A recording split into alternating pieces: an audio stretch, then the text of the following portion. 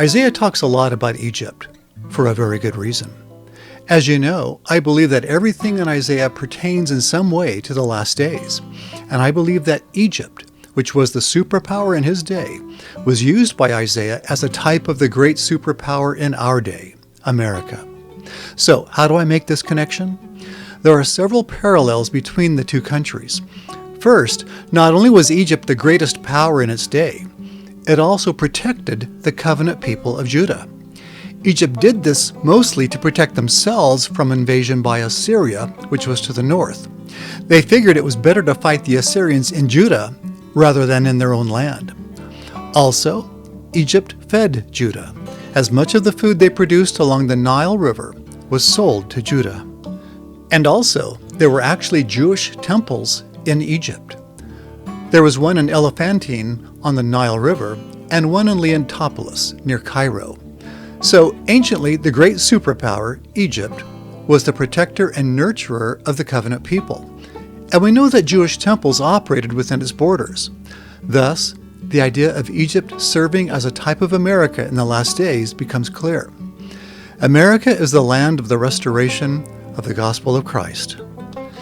Its bounteous land feeds the saints, and America's military, over time, has protected the saints, including their temples, not only in America, but around the world.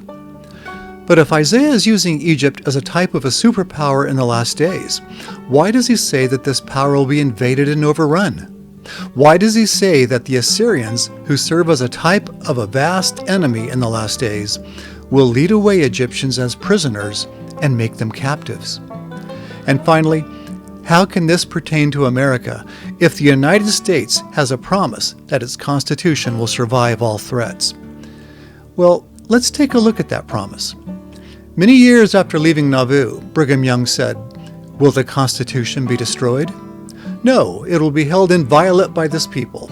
And, as Joseph Smith said, the time will come when the destiny of the nation will hang upon a single thread.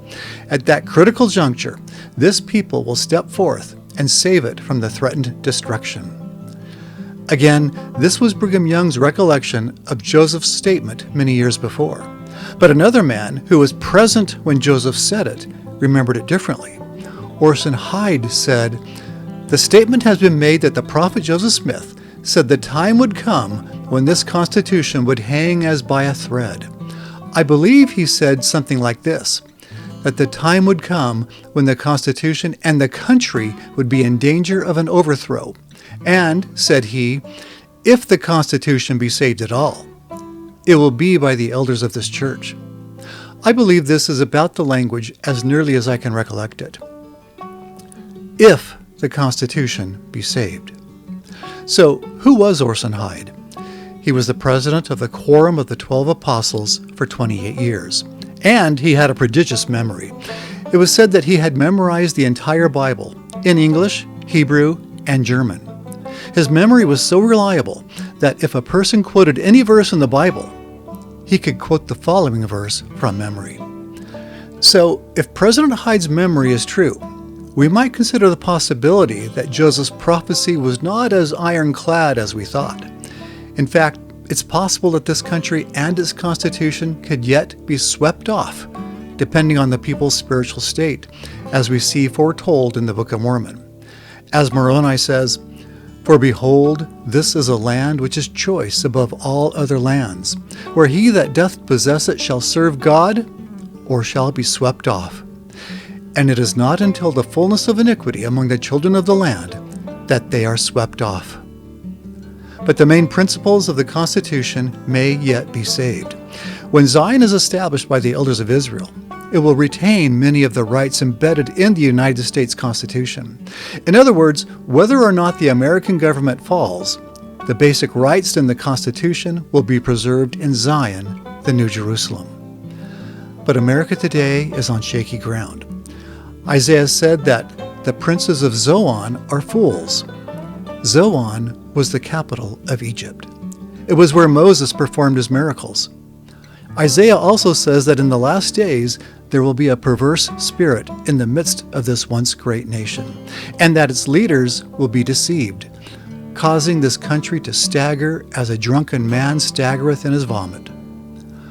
And Isaiah also prophesies that this superpower would be invaded and many would be marched off as prisoners. And in that day, the survivors trying to hide will say, "Whither shall we flee for help to be delivered from the king of Assyria? And how shall we escape?" Sadly, many who have not hearkened to a prophet's voice will not be able to escape. Their chance has come and gone. For if the Constitution be saved at all, it will be by the elders of this church. There is hope for a remnant of Israel to prevail, even in this land, but that hope will only be found in following a living prophet. I'm Curtis Taylor with the Words of Isaiah.